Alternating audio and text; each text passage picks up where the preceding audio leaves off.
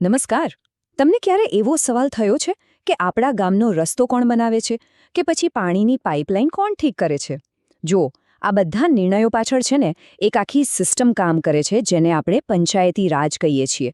તો આજના આ વિશ્લેષણમાં આપણે એ જ સમજવાના છીએ કે આ વ્યવસ્થા કઈ રીતે સ્થાનિક લોકોને પોતાના વિસ્તારનું ભવિષ્ય નક્કી કરવાની તાકાત આપે છે.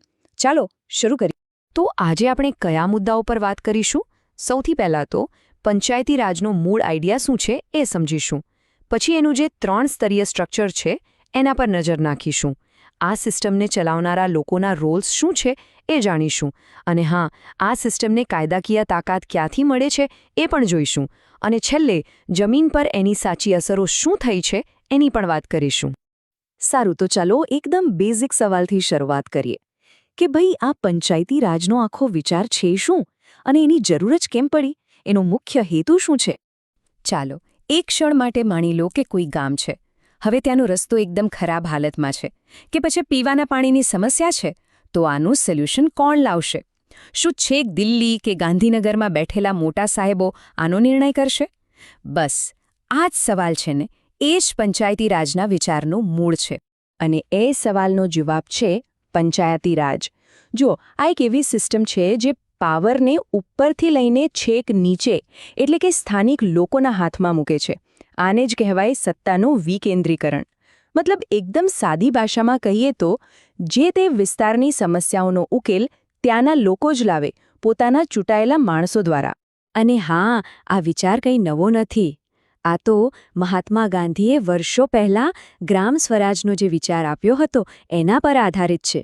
એમનું તો સ્પષ્ટ માનવું હતું કે ભાઈ દરેક ગામ પોતાની રીતે આત્મનિર્ભર હોવું જોઈએ. અને એમનું આ જે વાક્ય છે ને એ બસ એ જ વાત કહે છે કે સાચું શાસન ઉપરથી નીચે ના આવે, એ તો નીચેથી એટલે કે ગામડાઓમાંથી શરૂ થવું જોઈએ. તો સવાલ એ થાય કે આ નીચેથી શાસનનો આઈડિયા પ્રેક્ટિકલી કામ કઈ રીતે કરે છે? ચાલો હવે પંચાયતી રાજના જે 3 લેવલ છે એનું આખું સ્ટ્રક્ચર સમજીએ. આ જે સ્ટ્રક્ચર છે ને એ બળવંતરાય મહેતા કમિટીની ભલામણ પરથી આવ્યું છે. એમાં મુખ્યત્વે 3 લેવલ છે. સૌથી નીચે એટલે કે પાયામાં છે ગ્રામ પંચાયત, એની ઉપર આવે તાલુકા પંચાયત અને સૌથી ઉપર ટોપ પર હોય છે જિલ્લા પંચાયત. બસ એક પિરામિડ જેવું સમજી લો. તો આ કામ કઈ રીતે કરે છે? જુઓ, ગ્રામ પંચાયત છે ને એ ગામના રોજિંદા કામ સંભાળે છે, જેમ કે સાફ સફાઈ, પાણી, નાના મોટા રસ્તા, આવી બધી બાબતો. પછી તાલુકા પંચાયત, ગ્રામ પંચાયત અને જિલ્લા પંચાયત વચ્ચે એક બ્રિજ જેવું કામ કરે છે અને એ તાલુકા લેવલના ડેવલપમેન્ટ પર ધ્યાન રાખે છે. અને છેલ્લે જિલ્લા પંચાયત, એ આખા જિલ્લા માટે મોટી મોટી યોજનાઓ બનાવે છે અને બધું બરાબર ચાલે છે કે નહીં એના પર નજર રાખે છે. આમાં ત્રણેય એકબીજા સાથે મળીને કામ કરે છે. ઓકે, તો સ્ટ્રક્ચર તો સમજાઈ ગયું, પણ સવાલ એ છે કે આ આખી સિસ્ટમ ચલાવે છે કોણ? કયા કયા લોકો આમાં કામ કરે છે? ચાલો એમના રોલ્સ અને ફંક્શન્સ પર એક નજર કરીએ. ગામના લેવલ પર જો કોઈ સૌથી અગત્યનું અને જાણીતું પદ હોય તો એ છે તલાટી કમ મંત્રીનું. આ વ્યક્તિ છે ને એ સરકાર અને ગામના લોકો વચ્ચેની એક જીવંત કડી છે, એકદમ લિંક જેવું કામ કરે છે. એમની પાસે ડબલ રોલ હોય છે. એક તો એ જમીન મહેસૂલનું કામ સંભાળે છે અને બીજું પંચાયતનું એડમિનિસ્ટ્રેશન પણ જુએ છે. અને એમના કામની લિસ્ટ તો જુઓ કેટલી લાંબી છે. જમીનના 7/12 અને 8A જેવા રેકોર્ડ અપડેટ કરવા, જમીનનો ટેક્સ ઉઘરાવો, સરકારની નવી યોજનાઓ લોકો સુધી પહોંચાડવી, જન્મ મરણ લગ્નની નોંધણી કરવી, ગ્રામસભાની મીટિંગો ગોઠવવી, આ બધું જ એમને સંભાળવાનું હોય છે. ખરેખર કહીએ ને તો ગામના વહીવટમાં એમનો રોલ કરોડરજ્જુ જેવું છે. હવે આપણે તાલુકા અને જિલ્લા લેવલ પર જઈએ તો ત્યાંના એડમિનિસ્ટ્રેટિવ હેડ અલગ હોય છે. તાલુકા લેવલ પર હોય છે તાલુકા ડેવલપમેન્ટ ઓફિસર, જેને આપણે શોર્ટમાં TDO કહીએ છીએ, અને જિલ્લા લેવલ પર હોય છે ડિસ્ટ્રિક્ટ ડેવલપમેન્ટ ઓફિસર એટલે કે DDO. આ બંને છે ને એ સરકારી અધિકારીઓ છે. એમનું મુખ્ય કામ શું? તો જે ચૂંટાયેલા લોકો છે એમણે બનાવેલી યોજનાઓને જમીન પર ઉતારવી અને આખા વહીવટને સ્મૂધલી ચલાવવામાં મદદ કરવી. પણ એક મિનિટ, આ આખી સિસ્ટમને આટલો પાવર મળે છે ક્યાંથી? આ કોઈ ખાલી સરકારી સ્કીમ તો નથી ને, બરાબર ને? એની પાછળ એક મજબૂત બંધારણીય આધાર છે. ચાલો એને સમજીએ.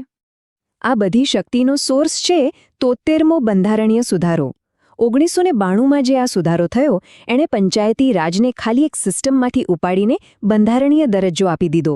મતલબ કે હવે એ કાયદાકીય રીતે ફરજિયાત બની ગયો.